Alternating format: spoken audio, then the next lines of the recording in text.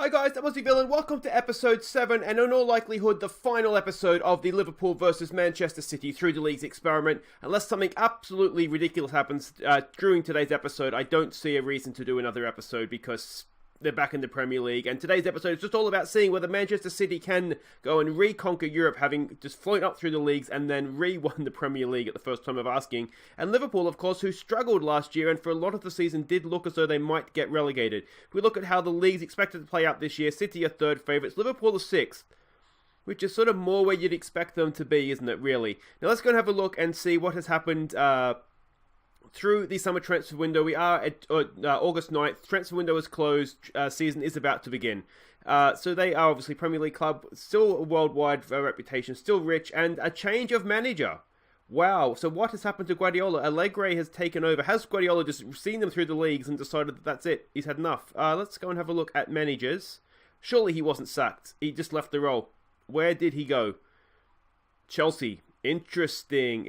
Would have been funny if he went to Liverpool, wouldn't it? So a change of manager in the final year here. Let's go and see what has happened with transfers. Not too much, it looks like. Any major outs here? Son Heung-min has left. Anybody else major there that we recognise? Bruma has left. He would be getting on a little bit now. So the major ins. Luke Shaw from Celtic. That's interesting. Federico Chiesa. That's a big money move from Milan. He's a good player, but that's a lot of money, isn't it? He's a really good player, actually. And Ademola Lookman as well from Spurs. Interesting. So not too much done. 122 million spent. 101 million returned. So not that big net span of 21 million. Not that much from Manchester City. That's interesting, isn't it? Now, Liverpool. They did struggle last year. Did Klopp survive? He did not survive. Continental reputation, still finances are rich. Now, was he sacked after what had to be considered a disappointing season? He was sacked. Interesting. No, he was actually sacked halfway through last year. I've missed that. Or was it the... Yeah, he was sacked. Yeah, he was sacked halfway through last year. So I did miss that. That's my bad. Sorry about that, guys. You may have seen that. But so after that sort of dodgy start to the year where they did look as though they were going to get relegated, there was indeed a change of manager and Mark van Bommel came in.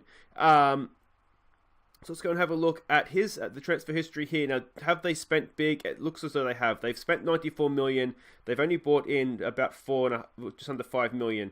So they sold Busquets, who's ancient. They sold sort of the skeleton of Busquets almost to Benfica for 4 million. That was pretty much all they bought in. And Alkovic left as well. Azani's left on loan, but nothing too much there. Danny Quinn, I'm assuming that's a regen, possibly. Yeah, that's a regen. Another Van Dijk. Is that a regen? Yeah, that's a regen at this point as well, isn't it? Now, in this name that I can never say from Arsenal's come in, he's a decent young striker, so that's an interesting signing for them. Rob Hunt from Forest is a regen, and Darren Payne from Villa is a regen. So, again, nothing too major coming in from either club, which for Manchester City is maybe not too surprising.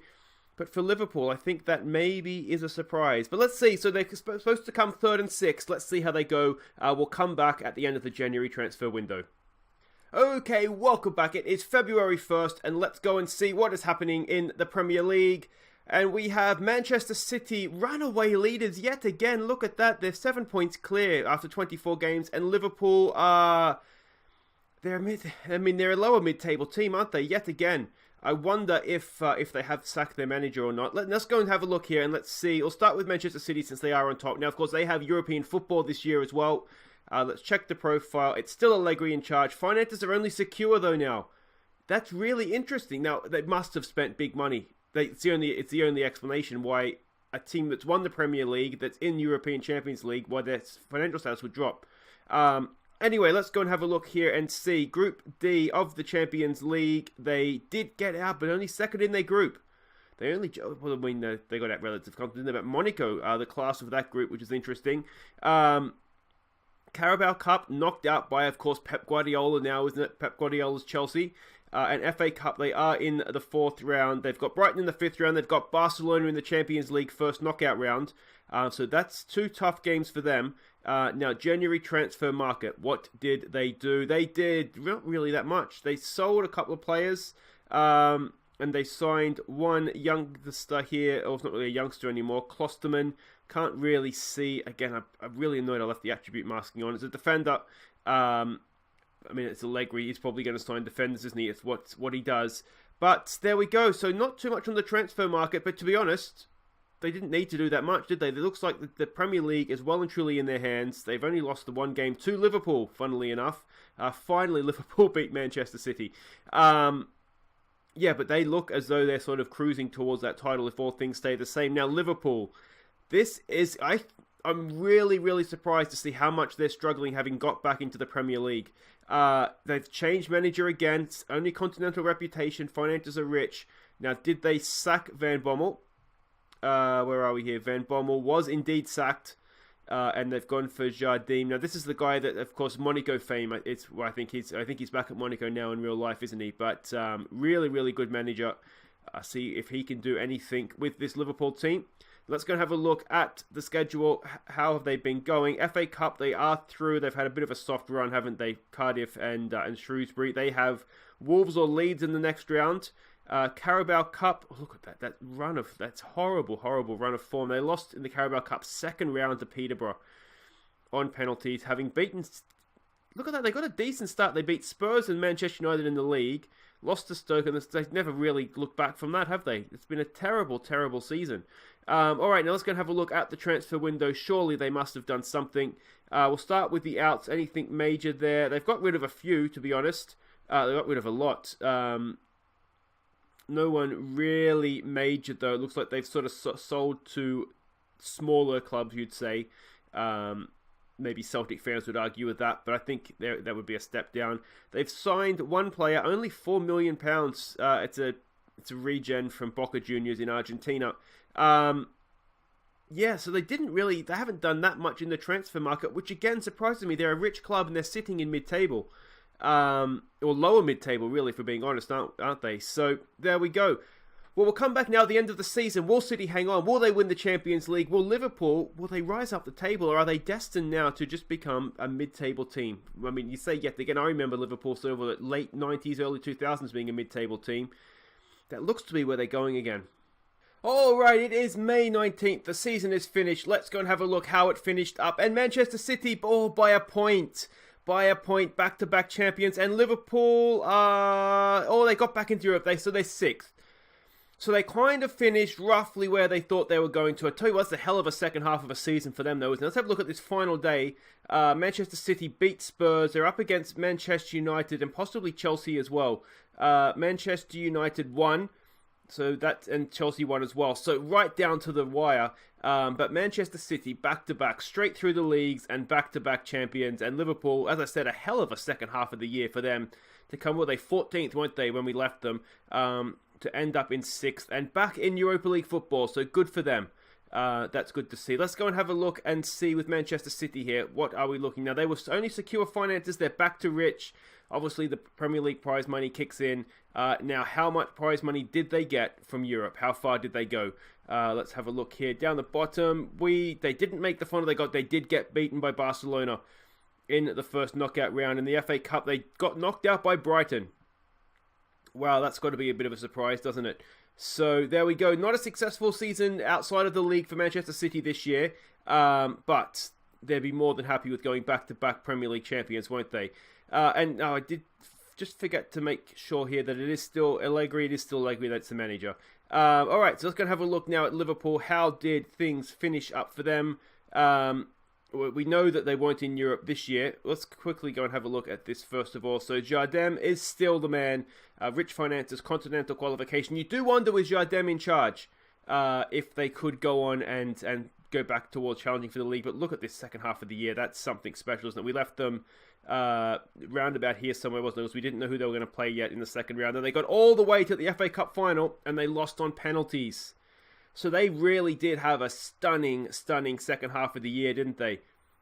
Look at that. All the way to the FA Cup final, and they lost one game pretty much that whole second half of the year in the league. Really, really good stuff for them, wasn't it? So there we go. That is pretty much, well, that's how we end up. We end up almost as we start, don't we? City top, Liverpool they're not quite there. They're there, but you wonder with Jardem in charge for a full year, that running that they had, they more than likely would go on and definitely be challenging back for the Champions League, I would imagine. Now, one thing I did want to have a look at is sort of the records of sort of the time, what am I looking for here? What's the word I'm looking for? Experiment. There it is, that the experiment was running for. Let's have a look, first of all, as average attendance. There was a comment earlier on in the series of, did the fans keep showing up or were they plastic? You can see Manchester City, funnily enough, in non-league, they stuck with them. League 1 and League 2, they dropped off, then they came back again for the Championship. It's really, really strange that the average attendance did that. Is there anything else we want to have a look at here? Let's maybe have a look at some player records. You can see that Sane was pretty much their main goal scorer the whole way through, which is probably fair enough. Any overall records? I would imagine some goal-scoring records may have been set. Yeah, most goals in a season. Aguero has most goals by a player now. But you'd expect those sorts of things. Those quality players in lower league football, I think that you would come to expect that. Now let's go and have a look and see with Liverpool.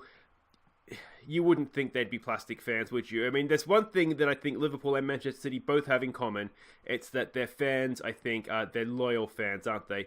And it's a similar sort of thing. Look, that's really strange. Non-league football, they kept showing up. There was obviously a bit of a drop-off there for Liverpool, more so than Manchester City. League 1 and League 2, they really fell away, and then it came back again for the Championship, and then both years there in the Premier League. Now, player records... Now, they sold off a lot of their players, didn't they? So, Salah was there for the first 2 years. Then Patrick Bamford, Mahrez, Edwin Bennett. Do you know who that is? Is he... He came through at Aston Villa, didn't he? No, thinking of a different person. And then Rodgers. So we've got Regens and then Eddie Nikita there as top goal scorers, but nowhere near as many goals there is there for Liverpool. I do wonder how much of Manchester City being in European football the whole way through the series, except for the Championship year, the year in the Championship, I should say. I do wonder how much that sort of helped City and hampered Liverpool in terms of attracting players, keeping players, and also just the extra money. I mean, there's no new records there for Liverpool. I mean, goals per game, there's some records down here, but yeah, that's interesting. Let me know what you think in the comments. Hopefully you enjoyed the experiment. I think Liverpool, maybe but in sacking Klopp, maybe they made the wrong appointment, and yeah, they struggled for a year. This is kind of what I would have expected last season, first year back in the Premier League, and I think from here on we'll see Liverpool go on. I think they've got the right man in charge now, and they'll go on and end up challenging for the league title again. And Manchester City just never skipped a beat, did they? It was a really, really fascinating just to see that. Yeah, I mean, neither of them got really crashed financially. Liverpool, you wonder if they'd slipped up in the Championship, they were maybe a season away, weren't they? But Manchester City, straight back up through the league, never skipped a beat. Anyway, guys, if you have enjoyed this episode, you have enjoyed this series, please do hit thumbs up. Subscribe if you're new, and if you have any ideas for future experiments, let me know in the comments, and I'll see if there's something that I can do for you or not. But otherwise, I've been Aussie Villain. Thank you so much for watching. We'll see you next time. Take care.